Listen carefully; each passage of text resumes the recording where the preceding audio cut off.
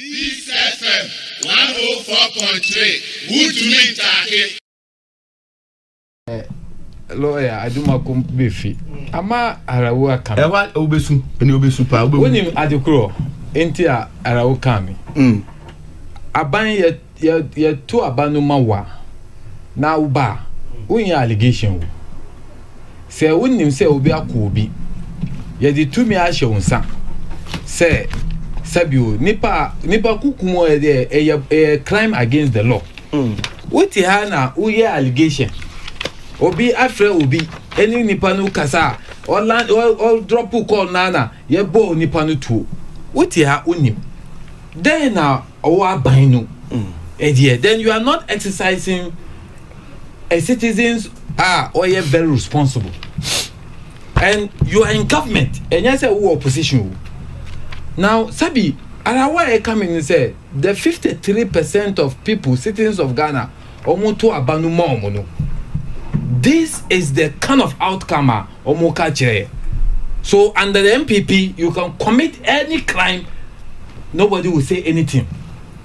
Otiha as one of the leading communicators of government say obi adiboni na woni who are dancing a chere say nipa no adiboni. And you are sitting here, you don't exercise your right as a responsible citizen. Say ube kwa kachire bambofo na omo di nipa no be fa mra kwan so. And you are sitting publicly.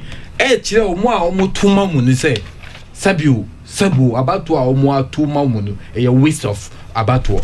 And that is the more reason why Ochina omo a omo kwa akoto no omo ntuma aban asabi oba kronu will be treated as kronu.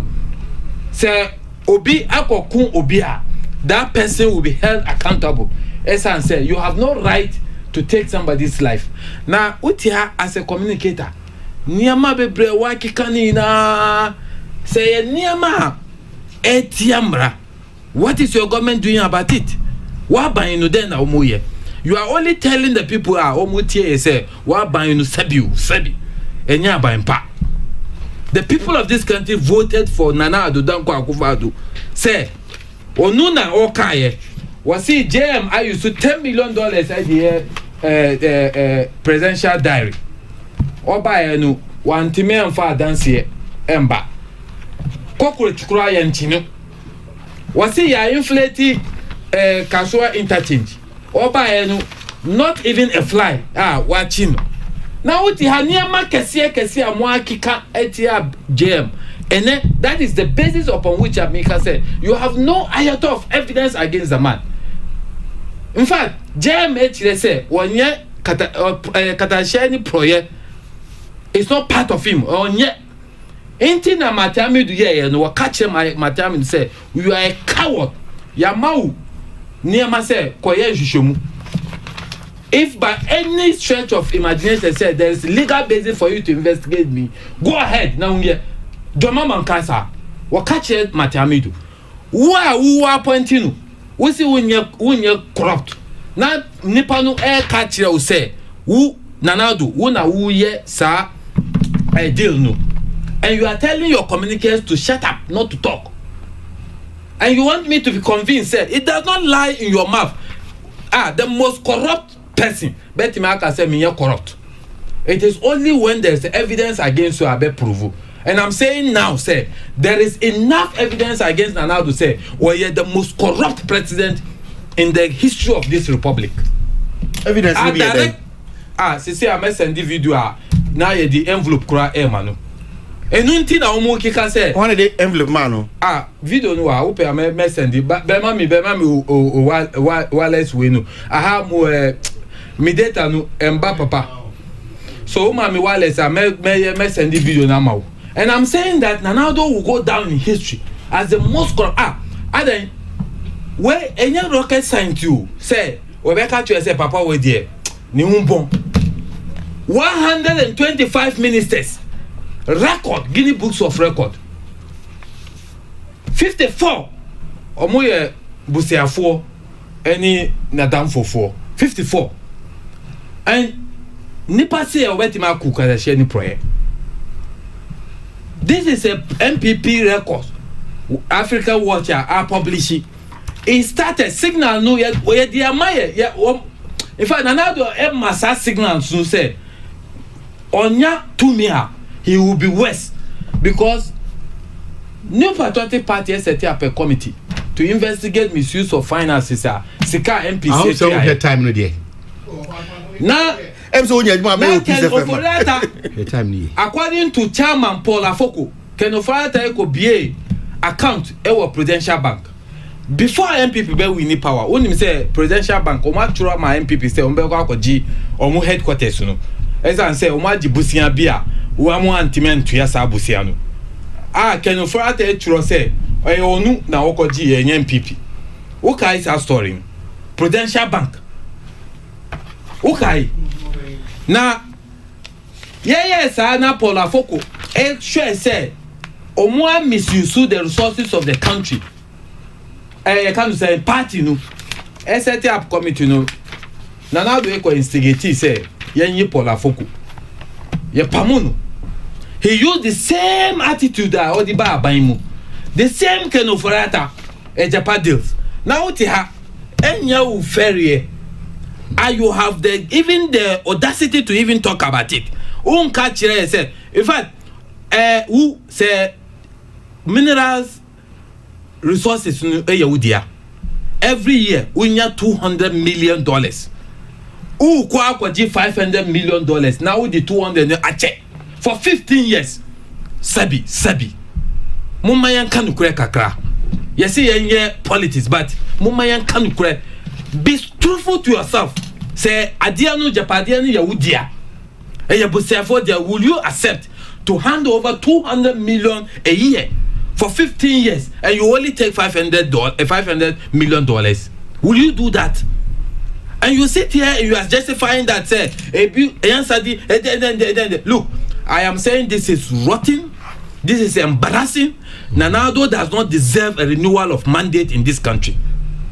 Who ankasa confirm me because say aban etisu now to me can say obi afre obi now at the end of the day ya born nipa no two who are dance here go and provide it to the security services. Let the security services act on that. Mentina now you think say who opposition and you doing the people with the allegations even when a party I am saying to you John Mahama has proven to be a man. Nanado can say obi adie menu matami do emma ye hu say enya nukure say obi adie menu obi ni die e baako Nanado kire say ni die no ye baako onye bema say oye bema he should respond to the allegations against him on responding election you better about on the basis of your credibility and integrity. As we speak now matami do ama ye hu say the man oye koto holu or nisa credibility no why would anybody open Ghana here be koto ama respond to that and clear that doubt in the minds of the people who see who they are about 20 so your focus is about to so who per se yen to mouth on the basis of fact say there's serious question mark about you, your sincerity, your honesty no kure kan unka you see gold nu ahimfo omunya bibi efri mu no woni ebusia munchendi munkoye adi and Matamidu is telling you today he's questioning Matamidu's credibility what do feeling that is then it means that he's questioning the judgment of Nanado enyasa it means that also no personally you didn't know enya na say o MPP ni na say who penny ad who say papa we betimi aye adwuma no what the to me ashenisa uti ha as representing your party who can say that appointment no or wrong you are questioning the judgment of the manner one ka ba appointment o say onu ankasa de o de Matamidu do enye but he never spoke about appointment penny e can say onu na betimi akukada share ni project and an effort to fight corruption no what can say papa no ankasa ni humbon and he has mentioned it to him in private say humbon e wasem no what informed Nanado to approve Adiano executive approval the same thing eba Mary ye kaye was he was misled or pamu bochi ajako enyesa Why is he not sacking at the same time no say watch say fan ko mrahye bejo na san hwemu biu sa na mo ntuo go hu ni say enye kama parliament minority can say there is nothing ebetima here. Look, this is a party or my executive approval without there is no law mranu ni ho yeah amendment to know now one signing mranu to operationalize it, one signing here, but he has the courage to give approval, executive approval. Wait there, me see chronopana ebin sida. Okay. Now who can say me to abanuma no ochina. I will be sad and I will weep for this country. Okay. Omo a umbetu abanu ochina. So omo tumanua. I will cry for 1 month. Me catch you. Wow. Soon Busumi. No ni so do. Say Ghana. Right. That's it. Alhaji Haruna and I said the Ghana you only so papa. Peace FM 104.3. Good to meet Taki.